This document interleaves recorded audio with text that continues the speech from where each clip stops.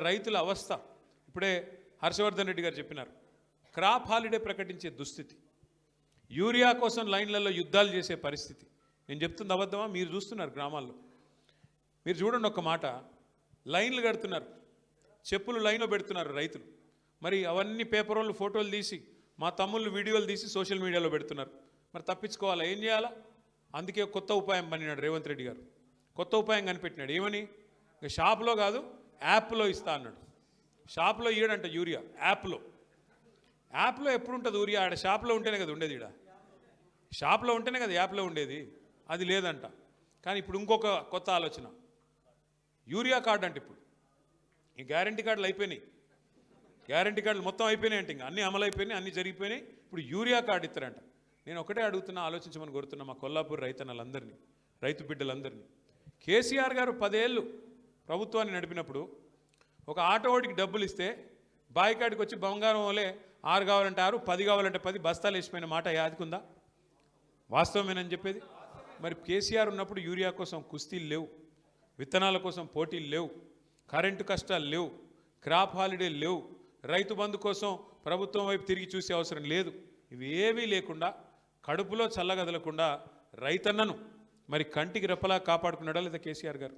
ఇలా అట్లాంటి కేసీఆర్ గారు మరి మన కోసం పాలమూరు రంగారెడ్డి ఎత్తిపోతల పథకాన్ని తలపెడితే 90% పనులు పూర్తి చేసి మీ నార్లాపూర్ కాడికే వచ్చి నీళ్లను, కృష్ణా నీళ్లను ఆ ప్రాంతానికి చూపెడితే 2 ఏళ్ళు అయిపోయింది రేవంత్ రెడ్డి గారు వచ్చి. 90% పని పూర్తయింది, కేవలం 10% మాత్రమే మిగిలింది. ఏనుగెళ్ళింది తోక చిక్కింది అన్నట్టు తోక మాత్రమే మిగిలింది. రిజర్వాయర్లు మీ కళ్ళ ముంగట కనబడుతున్నాయి కదా. నార్లాపూరు, కరివెన, వట్టెము, ఏదుల, ఉద్దండాపూరు రిజర్వాయర్లు అన్నీ పూర్తయి రెడీగా ఉన్నాయి. ఈయన చేయాల్సింది ఏంది? మనం అప్పటికే కాలువలకు కూడా టెండర్లు పిలిచినాం. ఈయన రాగానే ఆ టెండర్లు రద్దు చేసినాడు. రద్దు చేస్తే చేసినాడు, మళ్ళీ పిలవచ్చు కదా.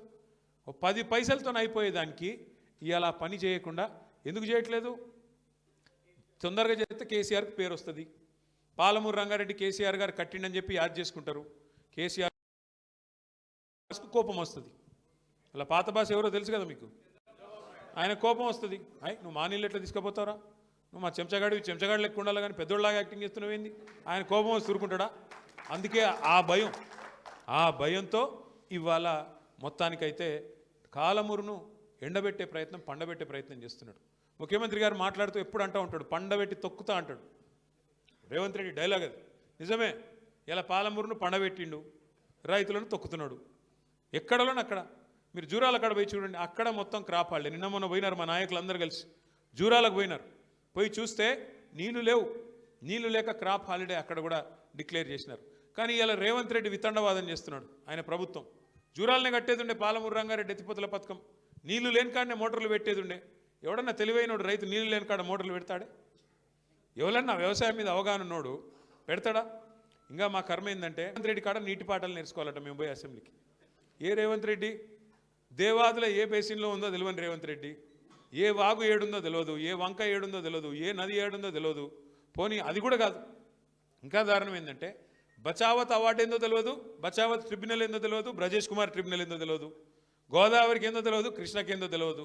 ఈ మహానుభావుడు అంట వచ్చి మాకు చెప్తారంట నీళ్ళ మీద. బాక్రా నంగల్ ఒక ప్రాజెక్ట్ ఉంటుందన్న, మనం ఎట్లయితే ఇక్కడ కట్టుకున్నామో కాళేశ్వరం లెక్క బాక్రా నంగల్ అని నెహ్రూ గారి టైంలో అక్కడెక్కడో అక్కడ ఉత్తర భారతదేశంలో అక్కడ ఆ మూలకి హిమాలయాల కాడు ఉంటుంది. మొన్న రేవంత్ రెడ్డి గారు స్వాతంత్ర దినోత్సవం రోజు ఉపన్యాసం ఇచ్చిండు. అది చూసి ఏడ దుంకి సావాలని అర్థం కాలే మాకు.